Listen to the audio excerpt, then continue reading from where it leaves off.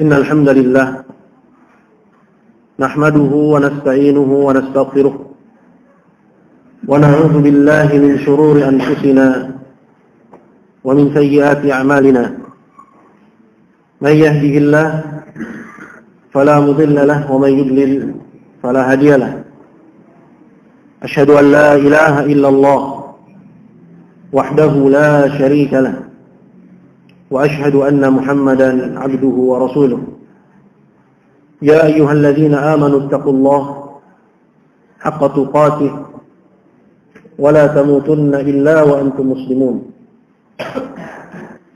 أما بعد فإن أصدق الحديث كتاب الله تعالى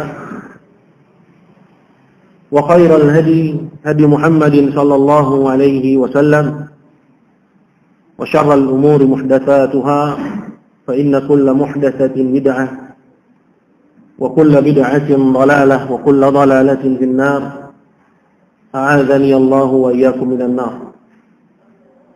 Kaum muslimin, hadirin bapak-bapak dan ibu-ibu, ikhwah dan akhwat, saudara-saudaraku yang saya hormati dan saya muliakan. Segala puji bagi Allah Subhanahu wa taala yang tiada hentinya terus melimpahkan nikmatnya dan mencurahkan karunia-Nya kepada kita.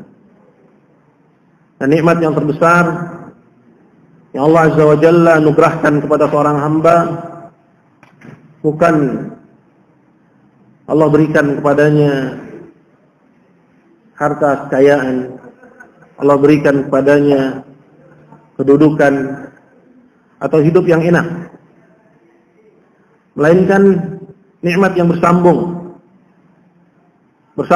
dari kebahagiaan duniawi hingga kebahagiaan ukhrawi.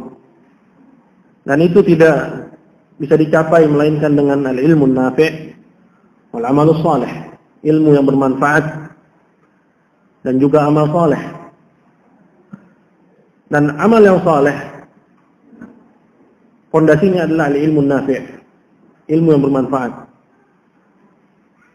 Sedangkan seseorang tidak dianggap beramal dan tidak diterima oleh Allah Azza wa Jalla amalannya apabila masih terdapat dalam dirinya kesyirikan dan kekufuran kepada Allah Subhanahu wa taala.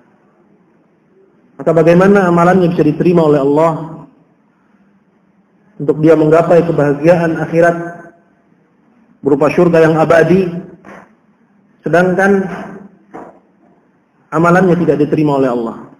Dia menyangka bahwa dia membawa pahala yang besar di sisi Allah Subhanahu wa taala. Ternyata di akhirat dia dapati bahwa perbekalannya ternyata kosong. Bahwa apa yang dia bawa dan dianggap bahwa dia membawa bekal yang banyak, ternyata tidak ada isinya sama sekali. Sungguh ini kecelakaan yang besar.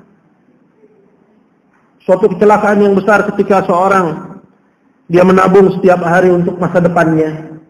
Kemudian ternyata dia lihat ketika ingin dia ambil tabungannya, ternyata dia dapati rekeningnya jebol. Itu adalah kerugian duniawi. Maka bagaimana jadinya dengan kerugian ukhrawi? Di mana kerugian duniawi seorang masih punya kesempatan untuk beramal. Namun kerugian ukhrawi ketika di akhirat nanti seorang tidak lagi mampu untuk minta kepada Allah. Kalaupun dia minta kepada Allah untuk dikembalikan ke dunia, maka tidak ada lagi kesempatan baginya untuk kembali ke dunia. Maka di antara ilmu yang bermanfaat adalah mengenal Islam. Apa Islam yang dibawa oleh Nabi kita Muhammad sallallahu alaihi wasallam, yang dengannya sahlah ibadah kita. Kemudian dinilailah ibadah kita itu sebagai ibadah. Kemudian diganjar oleh Allah Subhanahu wa taala dengan pahala. Dan mengetahui apa saja yang membatalkan keislaman kita. Dan para ulama kita rahimahumullah jami'an sejak dulu sampai zaman sekarang, mereka begitu bersemangat dalam menjelaskan perkara-perkara yang membatalkan keimanan dan membatalkan keislaman. Bahwa perkara ini disebut di semua kitab fikih dari semua mazhab. Itu perkara babu hukmul murtad, bab hukum orang yang murtad, yaitu orang yang keluar dari Islam kepada kekufuran disebabkan karena terjatuh kepada salah satu dari pembatalnya. Dan di antara ulama kita rahimahumullahu jami'an yang memiliki karya seputar pembatal-pembatal Islam adalah seorang mujaddid pada abad ke-12 Hijriyah. Seorang syekh yang dikenal harum dalam dunia Islam, namun juga dianggap dengan stigma-stigma negatif oleh musuh-musuhnya, yaitu Syekh Muhammad bin Abdul Wahhab rahimahullahu ta'ala. Dan kitab inilah yang akan kita baca insyaallah, yang mengisi waktu-waktu kita sampai satu hari ke depan, yaitu pembahasan tentang kitab Nawaqidul Islam, pembatal-pembatal keislaman. Para hadirin dimuliakan Allah Subhanahu wa taala, ternyata Islam itu bisa batal. Sebagaimana halnya salat bisa batal, puasa kita bisa batal, haji kita bisa batal, dan seterusnya dari ibadah kita. Itu disebabkan karena pembatalnya. Maka begitu juga rukun Islam yang pertama, yaitu syahadat. Yaitu syahadat la ilaha illallah. Dia bisa batal disebabkan karena pembatalnya. Syekh Muhammad bin Abdul Wahhab rahimahullahu ta'ala dalam kitab beliau Al-Qawaidul Arba', beliau menyebutkan al-ibadatu la tusamma ibadatan illa ma'at tauhid, kama anna as-salata la tusamma salatan illa ma'at taharah. Ibadah itu tidak dinilai sebagai ibadah kecuali apabila dibangun di atas tauhid. Seperti misalnya orang Kristen masuk masjid, kemudian dia wudu, kemudian dia sholat 2 rakaat. Diterima oleh Allah sholatnya? Nah, kenapa? Karena dia belum berislam. Nah, dia belum berislam. Di sini dianalogikan bahwa Islam itu tidak diterima oleh Allah Subhanahu wa taala kecuali dengan tauhid. Persis seperti halnya salat itu tidak disebut salat kecuali kalau dibangun di atas taharah. Kita tahu bahwa untuk salat miftahnya, kuncinya adalah dengan seorang bersuci. Kalau dia hadas besar maka dengan mandi, kalau dia hadas kecil maka dengan berwudu atau dengan tayamum. Tanpa wudu dan tayamum, maka kalau dia salat maka salatnya tidak diterima oleh Allah Subhanahu wa taala. Begitu pula Islam tanpa tauhid bukan al-Islam. Karena inti dari Islam adalah ajaran tauhid. Maka silahkan kita belajar semua dari disiplin ilmu keislaman. Dari fikih ibadahnya, fikih muamalahnya, dari akhlaknya, dari muamalah kontemporernya, hatta sekalipun dalam bab jihad ataupun penegakan khilafah. Ketahuilah bahwa itu semua adalah taqarrub kepada Allah Subhanahu wa taala. Tapi itu semua tidak diterima oleh Allah kalau hilang fondasi dari ibadahnya, yaitu at-tauhid. Nah, kalau ada orang bertanya, mana lebih penting penegakan khilafah atau tauhid? Maka kita tahu jawabnya. Bahwa penegakan khilafah adalah bagian dari ibadah. Bagaimana dia mau beribadah sedangkan tauhidnya dia enggak punya? Maka hadirin dimuliakan Allah Subhanahu. Ini merupakan bab yang penting dan permasalahan yang urgen bagi kaum muslimin agar dia selamat dalam akidahnya dan selamat dalam tauhidnya dan tidak terjatuh kepada salah satu dari pembatal-pembatal keislamannya. Berkata al-Imam al-Mujaddid Syekh Muhammad bin Abdul Wahhab rahimahullahu taala dalam kitab beliau Nawaqidul Islam. Qala i'lam anna nawaqidul islami 10 nawaqid. Ketahuilah bahwa pembatal-pembatal keislaman itu ada 10 pembatal. Sebut dengan nawaqidul Islam. Nawaqid bentuk jamak dari naqid, yang artinya pembatal. Disebut juga dengan mubtilat. Ya, seperti misalnya mubtilatul wudu, yaitu hal-hal yang membatalkan wudu. Begitu juga disebut dengan mubtilatul Islam, yaitu hal-hal yang membatalkan keislaman. Dan hal ini disebut oleh para ulama dalam kitab-kitab fikih mereka di semua mazhab. Maka pembahasan ini perlu untuk kita cermati. Dia bukan pembahasan yang baru saja populer belakangan ini, melainkan dia pembahasan yang sudah ada semenjak zaman salafun saleh kita terdahulu. Disebutkan di sini asyratu nawaqid. Ada 10. Dan penyebutan 10 di sini bukan maksudnya pembatasan, bahwa pembatal itu hanya asyarah, hanya 10. Pembatal keislaman itu ada banyak. Bahkan disebutkan sampai jumlahnya 400 macam pembatal keislaman. Namun yang paling penting dan paling urgen melihat kepada bahwa banyak kaum muslimin yang terjatuh ke dalamnya. Itu ada 10 macam. Dan ini akan disebutkan oleh penulis rahimahullahu ta'ala dalam kitabnya ini. Dan sebelum kita menyebutkan membatal-membatal keislaman, ketahuilah bahwa Allah subhanahu wa ta'ala telah memperingatkan orang-orang yang beriman dari kekufuran setelah keimanan mereka. Pada ayat yang ke-21 di surat Al-Maidah, Allah Jalla wa Ala peringatkan di situ. Kata Allah tabaraka wa ta'ala, "Wala tartaddu ala adbarikum fatanqalibu khasirin." Jangan kalian tartaddu, menjadi murtad.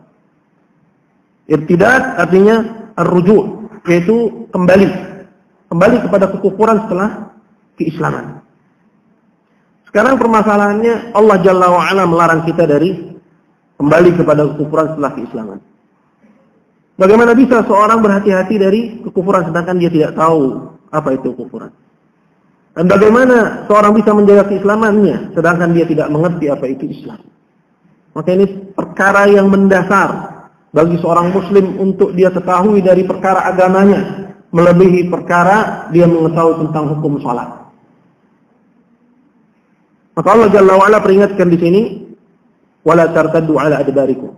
Dan jangan kalian menjadi murtad, kembali ke belakang setelah keimanan, fatanqalibu khasirin, sehingga kalian menjadi orang-orang yang merugi. Dalam ayat ke-217 dari surat Al-Baqarah, Allah Jalla wa Ala juga berfirman, "Wa may yartadid minkum 'an dinihi fayamut wa huwa kafir, faulaika habitat a'maluhum." Dan barang siapa yang murtad dari kalian, keluar dari agamanya, kemudian dia mati dalam keadaan kafir, faulaika habitat a'maluhum. Mereka itulah orang-orang yang gugur amalan ibadahnya di dunia. Karena orang-orang musyrikun di zaman Nabi SAW, mereka sudah beribadah kepada Allah. Begitu juga orang musyrikun di setiap zaman.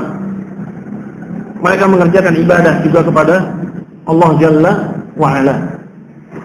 Jadi salah dan keliru orang yang mengatakan bahwa orang kafir itu adalah orang yang tidak kenal Tuhan.